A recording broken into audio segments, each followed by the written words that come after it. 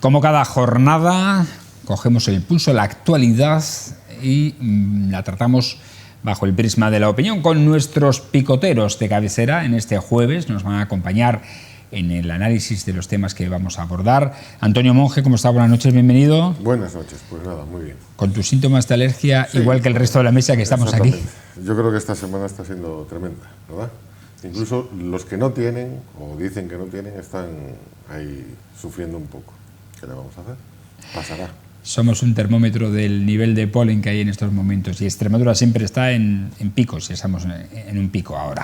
Pepe Pérez Garrido, ¿cómo está? Buenas noches. Buenas noches. Bienvenido, aparte de alérgico también, como el resto de la mesa, muy contento y feliz, supongo. Disfrutamos anoche, sufrimos anoche, como es habitual.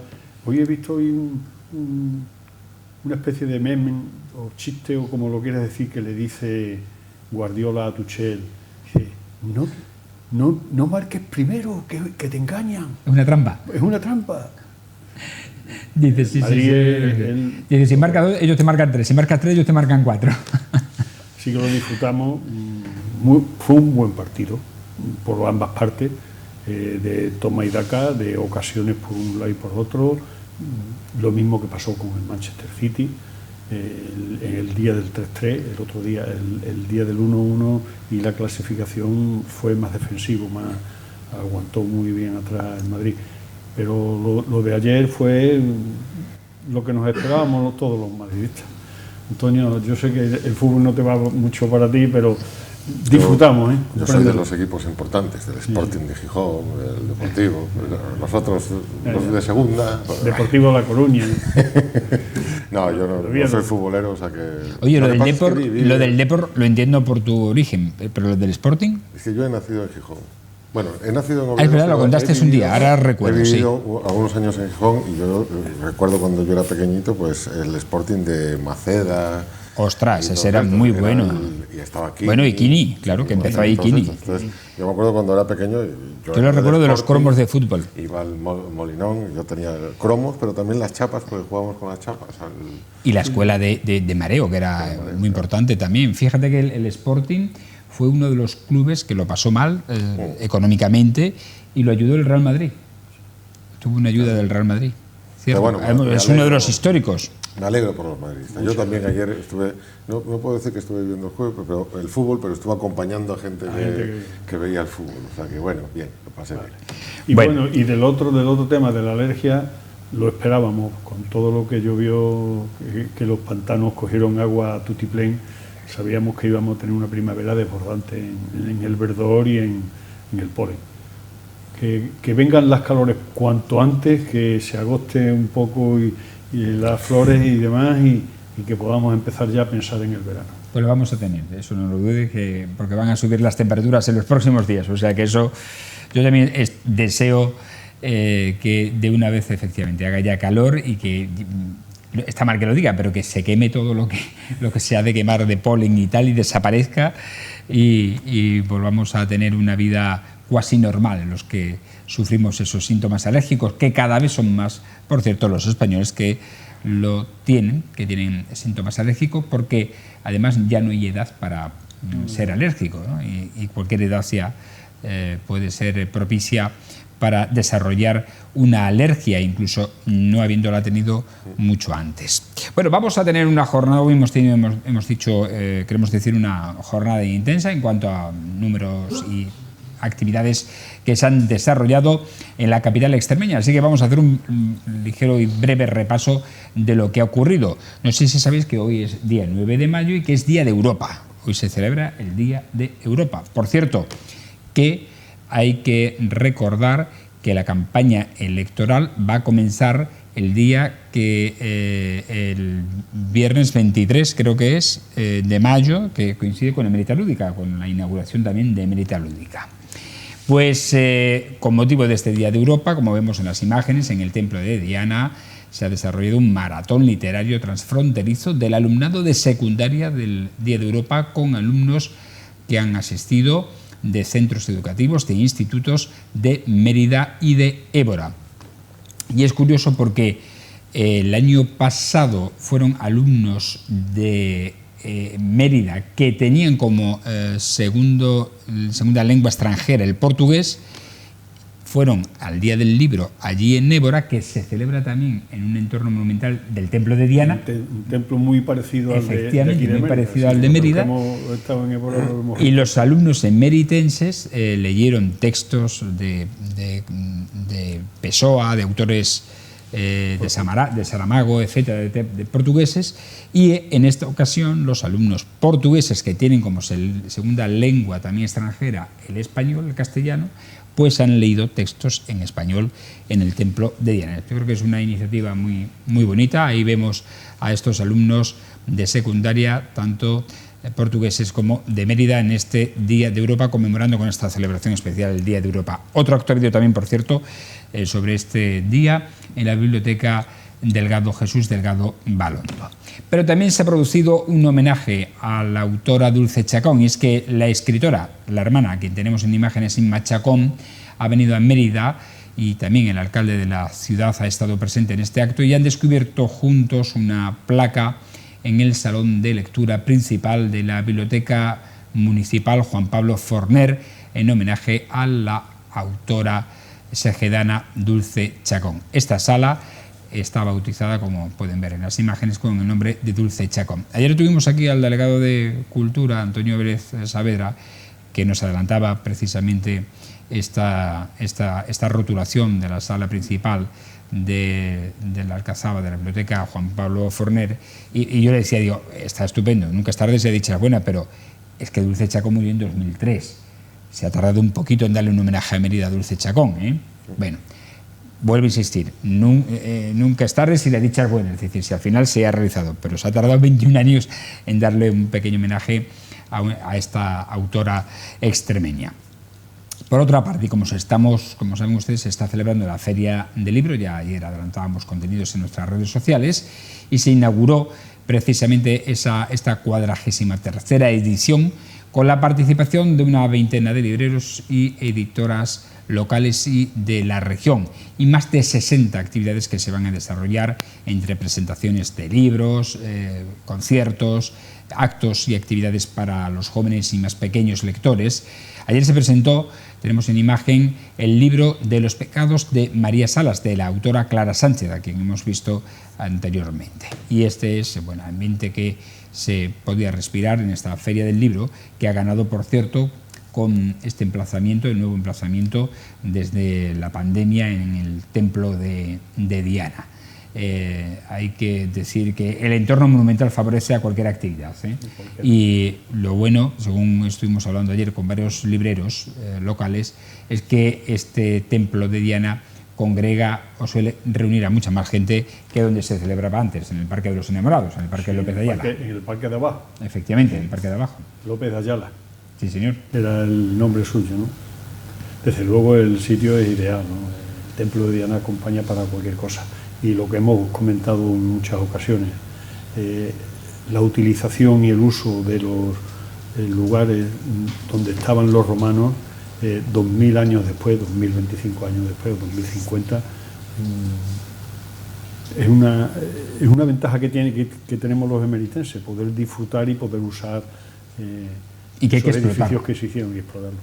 Indudablemente. Es agradable para los que vienen y no lo conocían, se quedan admirados, y los emeritenses pues ya estamos acostumbrados, convivimos con el Arco Trajano, convivimos con el Templo de Diana, con el Puente Romano, ya es una cosa normal. Ahora me hace mucha gracia cuando vienen los turistas haciendo fotos desde la Loba de Roma al Augusto, la propia fuente de la Plaza de España, que no es romana, sí, pero tiene su encanto, tiene su valor. Sí lo tiene. Pero cosa que nosotros estamos aquí, estamos en el día a día conviviendo con todas esas señas de identidad emeritense que no le damos la importancia que tiene. El templo tiene algo especial, porque a veces es como a mí me pasa como con el Teatro Romano, ¿no? Con permiso también del Teatro Romano, que es el monumento más insigne que tiene la ciudad, pero encontrarte en la calle Romero Leal, esa calle tan estrechita, y de buenas a primeras encontrarte, si subes la calle Romero Leal, con este magnífico monumento, impresiona mucho. por sus dimensiones. Por cierto, que en breve estaremos más cerca, Televisión Extremeña, del Templo de Diana, y es que bueno, pues a final de mes, principios de junio, trasladaremos nuestros estudios a esa calle, a Romero Leal. Estaremos más cerca del Templo de Diana y del centro de la ciudad. Problemas de aparcamiento. Eso sí, os recomiendo andar. Sí, acudiremos andando, no te preocupes. Es mejor. Vamos a entrar ya en harina, vamos a hablar de los asuntos que vamos a analizar, como el hecho de que la plataforma de apoyo a las personas migrantes de Extremadura ha instado a la Junta de Extremadura a tutelar a los presuntos menores extranjeros no acompañados que lleguen a la región, tal y como así ha corroborado el Defensor del Pueblo. Y es que esta institución, el Defensor del Pueblo, da la razón a la plataforma de apoyo a las personas migrantes de Extremadura cuando dice no se puede saber con seguridad si el menor pasará a protección de menores. La plataforma apunta que el Defensor del Pueblo reafirma el argumentario legal que el colectivo viene reiterando meses y confirma que el procedimiento de determinación de edad no es motivo de buena parte de las quejas que llegan a esta institución, pues, como sostiene el Tribunal Supremo, es una prueba innecesaria y perjudicial para el menor que dispone de documentación identificativa. Antonio. Sí, es que, claro, aquí yo creo que se pueden tomar, en principio, las dos posturas. Asumir que no es menor, aunque presente la documentación de su país de origen, pero hasta que no se hagan las pruebas, pues asumir que no es menor. Y por tanto no prestarle la ayuda y la tutela que necesita, que es lo que se está haciendo aquí. Y por otro lado, pues bueno, en caso de dudas, asumir que es menor, porque siempre es mejor la protección que la no protección. Lo que sucede es que, claro, conlleva una serie de derechos a mayores que la otra situación no le daría, ¿no? Yo creo que de todas formas es un tema complejo, pero yo creo que en caso de duda de que sea menor y ante la presentación de algún tipo de documentación, yo asumiría que es menor. Sobre todo, ¿por qué? Porque las pruebas que se hacen para determinar la edad son pruebas que no son fiables y que están basadas en parámetros europeos de los años 90. Y sobre todo personas de raza caucásica con un desarrollo diferente que no siempre son aplicables a personas de origen subsahariano que tienen otro tipo de crecimiento, ya solo por condiciones medioambientales o genéticas. ¿Eso qué quiere decir? Que esas pruebas, en el fondo, no pueden determinar con exactitud si la persona es menor o no, por el tipo de crecimiento, porque en realidad son pruebas estadísticas. Cuando entra dentro de unos parámetros, longitudes, volúmenes, etcétera, pues se asume que tiene un cierto rango de edad. Pero, insisto, son pruebas que están basadas en la última actualización, creo recordar, son los años 90, y la mayoría de la muestra para determinar esos parámetros eran personas de origen europeo o de origen caucásico, ¿no? Entonces, claro, esto origina pues problemas en el sentido de que no sabemos nunca con exactitud si alguien que está ahí 16 años ya tiene los 18 o son 16, cuando a lo mejor tienen algún tipo de documentación que, bueno, yo entiendo que a lo mejor las autoridades no se fían de esa documentación, ¿no?, que pueda plantearse, ¿no? Pero también es cierto, insisto, que la prueba es una prueba estadística que en la mayoría de las ocasiones no tiene ningún tipo de validez, sobre todo porque la muestra con respecto a la cual se hace no es una muestra representativa de la población de la cual la persona viene. Pepe. Pero a mí me parece muy bien que en caso de duda en favor del perjudicado, del posible perjudicado, ¿no? Pero hay mucha picaresca. En eso claro, tenemos que contar con ello. ¿Cuántas veces hemos visto partidos de fútbol a nivel europeo, a nivel mundial, en el que las selecciones africanas en campeonatos sub-17 hay algunos jugadores que parecen abuelos? Eso sucede, ¿no? De otra forma, ¿hasta dónde podemos llegar nosotros tutelando? la diferencia tampoco es tan grande, porque están hablando de 2 casos. Yo me imagino que aquí habrán venido menores a cientos. Bueno, y los hay, ¿no? Todos los días los vemos pasear por la ciudad, que vienen desde el albergue hasta el centro a hacer compras, vienen, vuelven, cruzan el puente Lusitania y se van camino del albergue andando. Vemos montones de chavales. Que tengan 18, que tengan 20, que tengan 17, eso solamente lo sabrán ellos, que a lo mejor tampoco lo saben, porque en las poblaciones de origen no tienen los registros que podemos tener en el mundo actual, en Europa, ¿no? En América. Es difícil.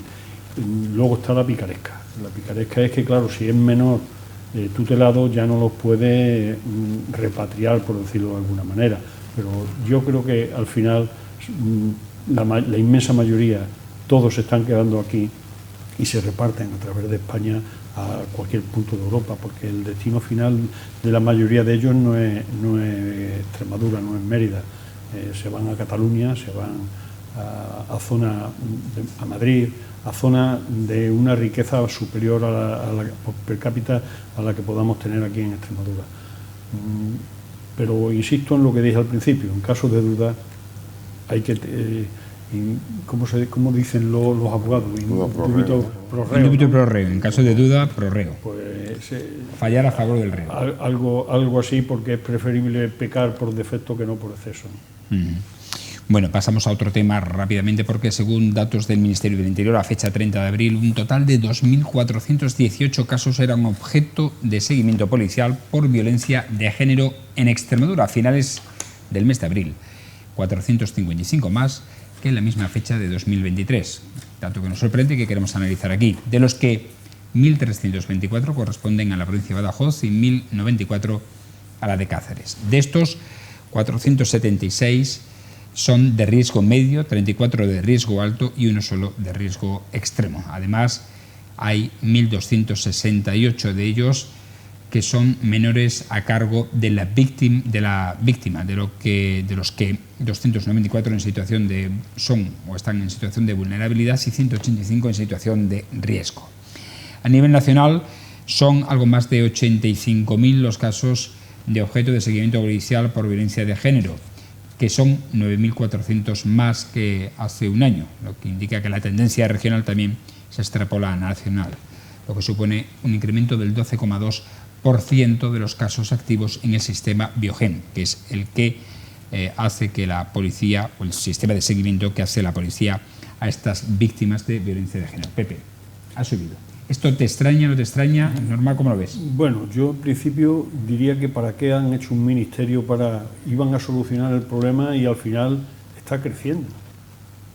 Y había que meterse en las causas o en los motivos por los que cada vez hay más violencia de género en este sentido. Hay más mujeres maltratadas, hay más mujeres asesinadas por sus parejas o exparejas. Hay muchos críos que son angelitos los que están sufriendo y padeciendo esa bestialidad de algunas personas. ¿Por qué sucede eso? ¿Qué le estamos enseñando a la juventud actualmente? Yo creo que el Ministerio de Igualdad y los Ministerios de Asuntos Sociales deberían incidir en la educación, pero no hacerlo de una forma paternalista, sino de una forma más real, enseñando valores, que estamos llegando a un punto de pérdida de valores humanos, de valores en las personas, en las que los críos lo único que quieren es el placer, el estar jugando todos los días con el ordenador o con la pantallita, consumiendo, porque le estamos enseñando también a los mayores a consumir, con lo cual están perdiendo el respeto, están perdiendo el cariño, están perdiendo el temor. Ya no tienen miedo a que... Lo hemos visto hace muy poco, un boxeador hace 3-4 días salió en defensa de una pareja, de una mujer que estaba siendo agredida por su pareja, y le dio un puñetazo o dos al agresor, bueno, pues ya toda la familia del agredido, que era el agresor de la mujer, están pidiendo y reclamándole indemnizaciones. No es lógico. No tenía que pasar eso en la calle, mucho menos, ¿no? Pero, bueno, ni en la calle ni en los hogares. Pero si no enseñamos desde la infancia a los niños el respeto, hay que ver cómo los chavales jóvenes, cómo vigilan los chicos a las chicas, con programas espías en los teléfonos, llamándose continuamente dónde está, con celos endemoniados. No es lógico vivir así. Hay que empezar por reestructurar los valores humanos y enseñárselos desde pequeños a los chavales. ¿Qué opinas tú, Antonio? Claro, eso es un problema o es una complicación de nuestra sociedad, un problema social, y yo creo que por varios motivos. Primero, hay una concienciación y está puesto el foco en que hay determinados comportamientos que no son tolerables ni asumibles, lo cual lleva pues, a las mujeres, que son siempre las agredidas, pues a buscar el amparo de la sociedad mediante la denuncia para que sean protegidas, ¿no? De ahí, quizás, el cambio es positivo, en el sentido de que antes, hace tiempo, pues era una cuestión de vergüenza declararse mujer maltratada, ¿no? Siempre te decían, bueno, tú calla o aguanta, porque tal. Yo creo que la parte positiva de nuestra sociedad es que ahora eso se denuncia.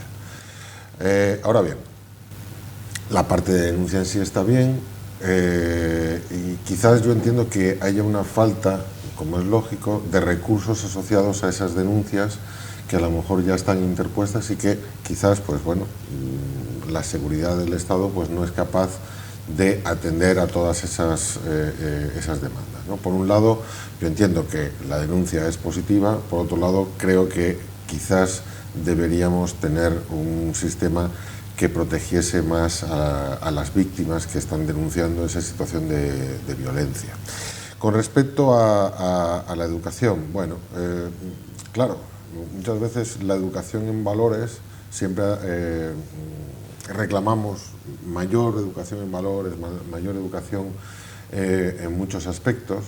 Educación que, bueno, desde las escuelas, colegios, pues vamos intentando dar, ¿no? Pero intentando dar también atendiendo a nuestras posibilidades y a lo que es nuestra acción diaria, ¿no? Yo, por ejemplo, estoy dando una parte de una unidad didáctica que es un título de una unidad didáctica, ¿no? Que es Mi novio me controla lo normal, era lo que, haciendo referencia a lo que planteaba Pepe, ¿no? Sobre identificar y hacer ver a nuestros jóvenes que, bueno, que acciones del tipo, a ver, enséñame tu WhatsApp, o te has dado me gusta a tal foto de tal persona en Instagram, a ver, quiero ver cuáles son tus amigos y tal, son comportamientos que en principio nos pueden parecer inocuos, pero que tienen un comportamiento de fondo que es peligroso ya por el propio comportamiento y peligroso por lo que puede originar después si dejamos libre ese comportamiento, ¿no? Entonces, yo creo que se va educando a los jóvenes en este tipo de acciones, pero claro, esa educación y ese hacerles ver que esos comportamientos no están bien no significa que el agresor deje de agredir, ¿no? Y por tanto, lo positivo que tiene la ley es que al menos reconozcamos que las víctimas tienen el derecho a denunciar y que no sean estigmatizadas por el hecho de la denuncia en sí, ¿no? Sí, pero date cuenta, todas las estadísticas que nos ha dicho Fran están aumentando. Nunca hemos tenido en España esos ministerios que se dedicaban profesos a estas cosas. Y ahora es que los tenemos, siguen aumentando. ¿Y qué pasaría si no lo tuviese? Si no lo tuviéramos. Hay una cosa que puede ser importante.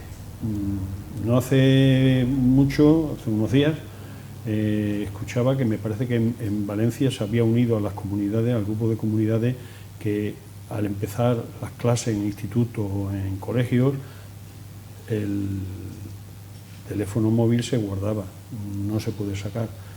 Eso he oído que había posibilidad de que mejorara un poco la persecución de chicos con chicas o de chicas con chicos al no estar todo el día vigilándose entre ellos. No lo sé si será así o no. Creo que para el mobbing va a funcionar, porque con el mobbing en los recreos que hacen a algunos alumnos o alumnas, y lo sé por propia experiencia, creo que puede funcionar.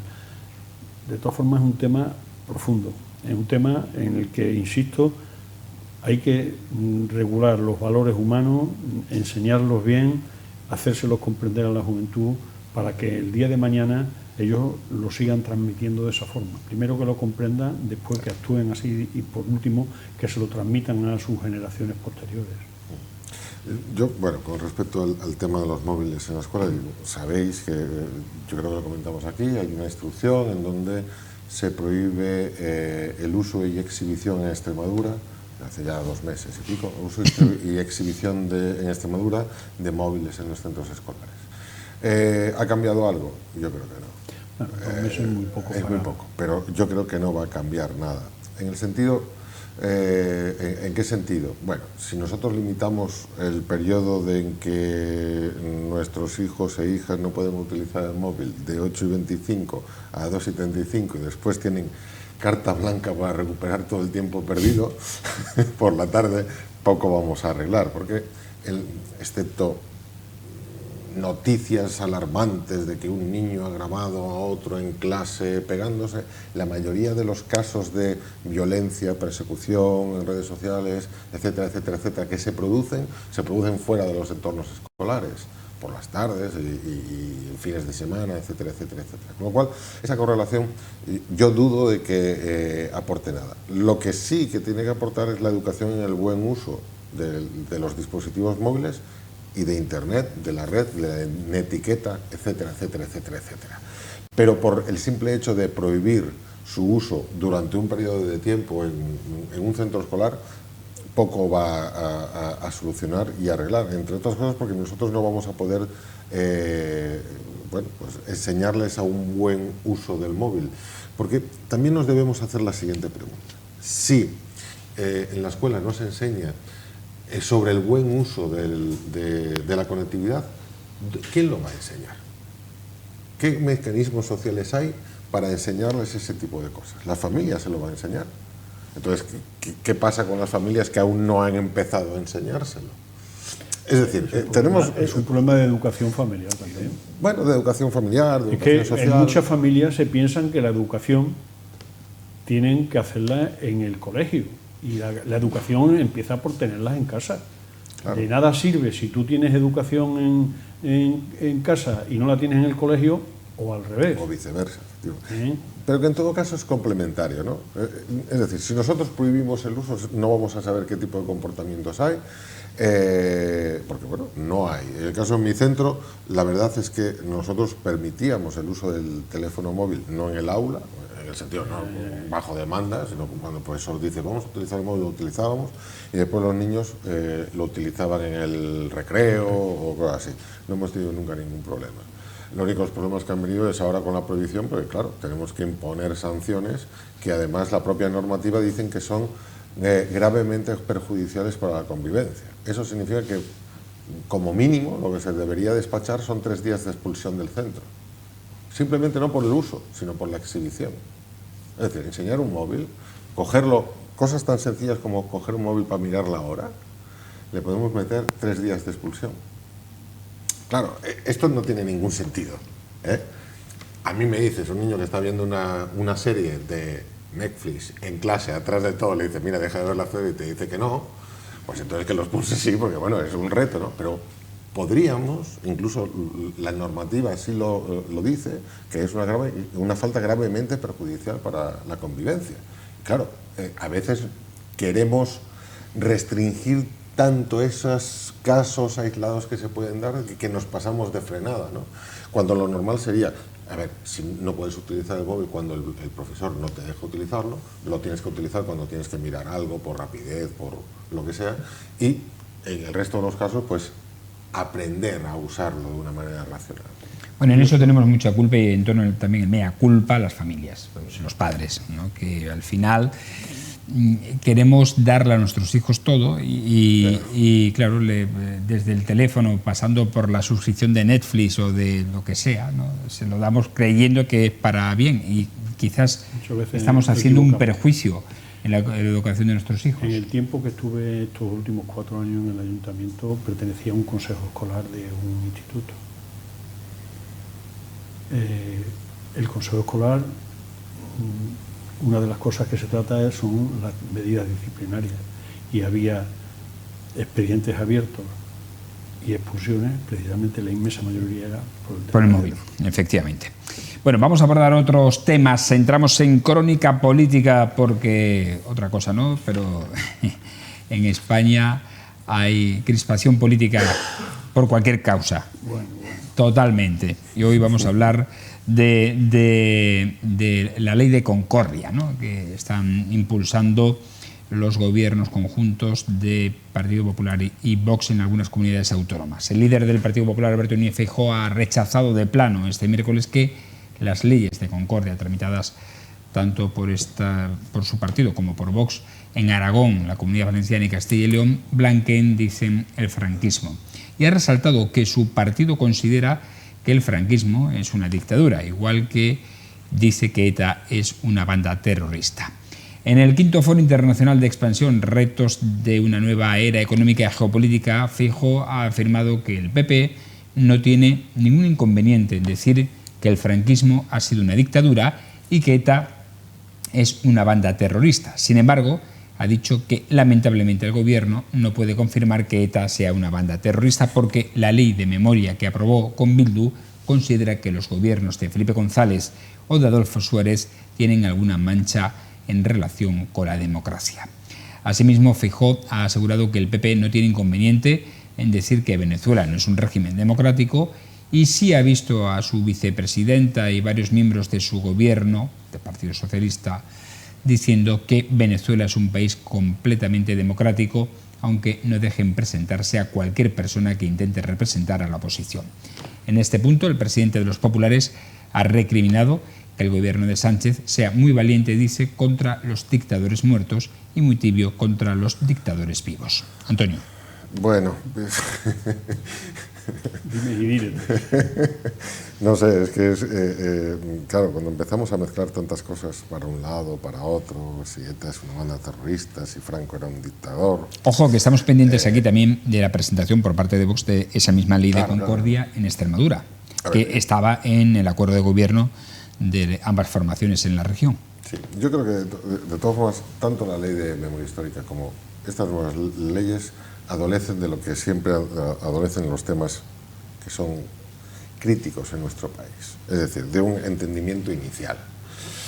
Todos entendemos que los familiares que tienen enterrados a sus familiares, abuelos, tíos, bisabuelos, en cunetas, pues tienen el derecho, es lógico, y todos entendemos que tienen el derecho de darles un entierro digno. Hasta ahí yo creo que no habría casi nadie que pudiese objetar grandes cosas, ¿no? Entonces, yo siempre, cuando fue el tema y los problemas de la ley de memoria histórica, siempre me he preguntado cuál es el motivo de ese enconamiento y ese enfrentamiento ante algo que cualquiera veríamos como lógico. Y nunca he llegado a tenerlo del todo claro. Desde el punto de vista de que partía siempre de la base de que había un sistema legal, que era la República, y unas personas que rompieron esa legalidad, y sin entrar, ya no quiero ni entrar en las motivaciones, si tenían motivaciones, si no tenían, ya me da igual, ¿no? Pero es simplemente por poner un punto de partida. Todas esas personas, los que perdieron la guerra, pues no tuvieron ningún tipo de reconocimiento y tal, con lo cual había que resarcirlos en cierta manera, no a ellos que estaban muertos, sino a sus familiares que tenían ese derecho a honrarlos y darles una sepultura digna. ¿Qué sucede? Que yo creo que ahora el debate con estas nuevas leyes surge del hecho de que tanto el PSOE como los partidos de izquierdas entienden que en la propia ley planteada en las comunidades autónomas, que en realidad tiene poco recorrido, en el sentido de que hay una ley de ámbito superior que las anularía de facto, o sea, las leyes autonómicas no tienen rango suficiente como para modificar una ley estatal, pero sí que entienden que se equipara ambas situaciones, ¿no? Una situación de los perdedores frente a una situación de los vencedores, con lo cual volvemos otra vez al debate de las dos Españas, entre vencedores, perdedores, y al final utilizamos este tipo de situaciones que deberían ya estar solucionadas, porque recordamos que vamos a cumplir ya casi 100 años de la guerra civil, o sea, nos queda ya poquito para cumplir los 100 años, y aún no hemos solucionado este tipo de cosas que yo creo, en cualquier caso, que son relativamente simples si las entendemos sin ese enconamiento político al que estamos acostumbrados, ¿no? Pepe. Eso es lo que hemos comentado aquí en muchas ocasiones con respecto a diferentes tipos de leyes de sanidad, de educación y demás, que habría que organizarla y formarla y aprobarla con el mayor consenso posible. Es lo duro y lo difícil, el consenso en ese aspecto.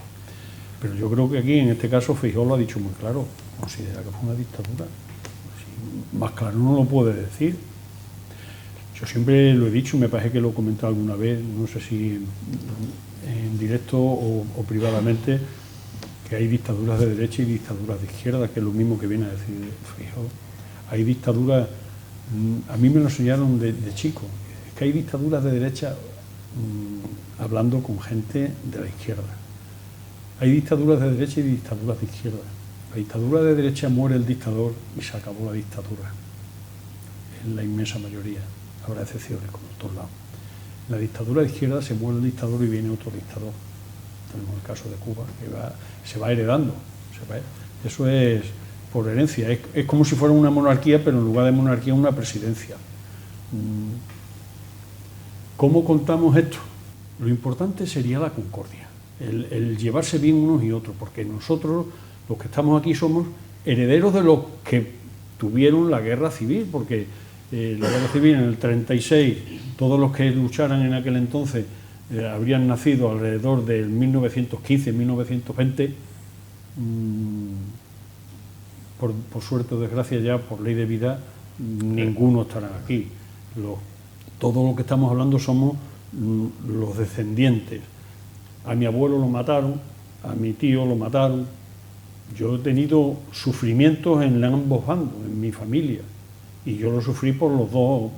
Mi abuelo, concretamente, que era calderero en la Renfe, estuvo, que era muy de izquierda, estuvo en la Rambla, en la Raval, que era en aquel entonces como se llamaba, y fue don César el que salvó a muchos empleados de Renfe porque lo iban a justiciar.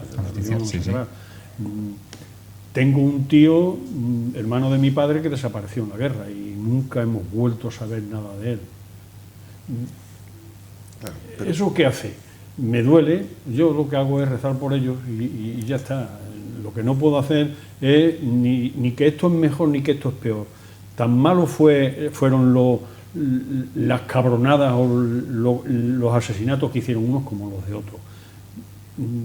Mientras que no nos llevemos bien unos y otros y nos respetemos las ideas como tú y yo, Antonio, si es la diferencia. Lo que no puede ser es estar tirándose los trastos a la cabeza, como están continuamente. Lo que pasa es que yo aquí creo que... sí, que habrá excepciones en un sitio y en el otro, porque hay gente de derecha que cada vez que aparece este tema, vamos, sí, entran a ponen mal. Sí, hay gente de izquierda que está muy misma. Yo también. A ver, en una guerra, obviamente, fuera de los motivos por los que se han iniciado la guerra, quién tenía razón o no, al final, el propio término de la guerra y el concepto de la guerra significa violencia extrema, no racional. Ya está. O sea, todas estas cosas que aparecen ahora, es que en una guerra deben velarse por los derechos humanos, es para darle 2 tortas a quien diga esas bobadas. Sí. Una guerra, la propia definición es que vamos a matar gente, no vamos a abrazarles ni a ponerles collares de flores. Bueno, el tema es que, claro, hay que preguntarse qué hacemos con toda esa gente que durante la guerra y posteriormente, pues, no está identificada, sigue estando en esos sitios que sus familiares no se les puede honrar. ¿Y qué hacemos con todos esos símbolos que, aparte de ser símbolos históricos, dan la impresión, o a un cierto sector de la sociedad, dan la impresión de que homenajean o alaban en exceso a determinadas personalidades públicas que pertenecieron a un bando, que cometieron determinados actos que no fueron del todo correctos, ¿no? Yo creo que es más el exceso, sin entrar en los condicionamientos de borrados de historia, sino en exceso del homenaje gratuito a ciertas personas que no pueden ver. No creo yo que se dé homenaje. Bueno, a ver, Ferrol, que está al lado de donde yo nací, tú entrabas en Ferrol, no sé si recordáis, y había un gran caballo con la figura del dictador, era Ferrol del caudillo, o sea que, y eso sí que era un homenaje claro, no a la figura de Franco como militar, sino a la figura de Franco como caudillo. Que se quite esa figura y esa estatua me parece razonable, es decir, ya no estamos para homenajear a nadie que una parte de la sociedad lo entiende como tal. O como nombrar calles a generales victoriosos, pues bueno, puede ser porque haya hecho algún tipo de innovación militar o porque haya sido su victoria frente a las hordas comunistas. Es decir, yo entiendo la ley de memoria histórica desde un punto de vista racional de dar un respeto a las víctimas, dar un respeto a los desaparecidos, dar un respeto a todas y sobre todo limitar esas loas quizás innecesarias sobre actuaciones que son desde un punto de vista reprobables. Vamos a ver, loas. Yo no puedo estar más agradecido al régimen, aunque fuera una dictadura, porque yo estudié en la Universidad Laboral de Sevilla, lo he dicho y presumo de ello, gracias a una beca que le dio la Mutualidad Laboral de la Construcción a mi padre en el año 69 hasta el año 73, y yo me fui a la Laboral de Sevilla y he sacado mi carrera de arquitectura técnica en Sevilla. Esa carrera no me ha costado un duro a mis padres. La Universidad Laboral actuaba para nosotros como colegio mayor, donde vivíamos, nos daban de comer, teníamos nuestro dormitorio individual, nos llevaban a la escuela oficial a Sevilla a las clases, nos examinábamos, volvíamos a comer y a dormir y a estudiar en la Universidad Laboral. Y no nos costó un duro. Y eso, el otro día nos reunimos, los que terminamos, como hemos comentado antes, 20 aparejadores en Salamanca, que habíamos estudiado de toda España. Eso yo no lo considero una loa, yo considero un orgullo haber podido estudiar para mi padre. Gracias a los impuestos, a la seguridad social que se pagaban entonces, y gracias a las inversiones en mutualidad de la construcción, de la madera, de la metalurgia, de todas las laborales, de todas las mutualidades, ¿no? Eso no es loa. No, pero claro, pero eso claro, pero hay gente que lo puede entender. Pero eso no es. Yo, sin embargo, también te puedo decir que yo he salido corriendo delante de los grises en Sevilla. Ya está. Hay una y hay de otra. No hay ni loa ni nada. Lo que hay es lo que creo que te dije al principio, que tiene que haber concordia. Tenemos una calle muy bonita aquí en Mérida, que es la calle Concordia, donde está la delegación de urbanismo. Ahora, sí, del Ayuntamiento y donde está la academia ferroviaria donde yo estudié, que ahora es la sede del PSOE, donde yo estudié desde los 6 años hasta los 9, que me fui al instituto y iba allí a las clases particulares con don Julio Quintana Bautista, que en gloria esté. Un orgullo. Yo creo que al final estamos en un momento tan de crispación entre la España de dos bloques que cosas como esta, si al final los dos grandes partidos no se ponen de acuerdo, va a ser difícil que al final tengamos la ley que pretenden unos y otros, porque según gobierne uno va a aplicarla cuando le toque y cuando gobierne el otro va a hacer lo contrario y va a aplicar su propia ley. Es lo que podemos extrapolar a otras áreas como la sanidad y la educación, que debería haber un pacto de Estado en ciertos temas y quizás a lo mejor este debería ser uno de ellos. Otro día será para hablar por qué no se hace ese pacto de Estado y qué tenían que hacer para ponerse de acuerdo. En fin, bueno, señores, no tenemos tiempo para más. Agradecer a nuestros picoteros, como siempre, su opinión y su análisis de los temas que hoy hemos propuesto aquí y que esperemos hayan sido de su interés. Gracias, Pepe, que tengas una muy buena semana. Muchas gracias. Que no te afecte mucho la alergia. Que la alergia no dé una tregua. Un respiro, una tregua. Una tregua, cierto. Y Antonio, lo mismo te deseo. Pues nada, muchas gracias. Que los síntomas sean leves. Eso es. A ustedes agradecerles, como siempre, su atención. Mañana regresaremos en una nueva edición de La Picota, en esta ocasión en formato de entrevista, porque el próximo jueves, día 16, se celebra en Mérida un congreso sobre ciberseguridad en las pymes que organiza la Asociación Empresarial Impulso de aquí, de la capital extremeña, y que tiene muchísimo interés para cualquier usuario, no solo ya sea pyme o no, o sea empresario, sino para cualquier usuario de las nuevas tecnologías, porque estamos en un momento en el que, según los datos de la Policía Nacional, los ciberataques, la ciberdelincuencia supera a la delincuencia física. Fijaros que no es poco, así que hablaremos de ello con sus organizadores. Hasta entonces, buenas noches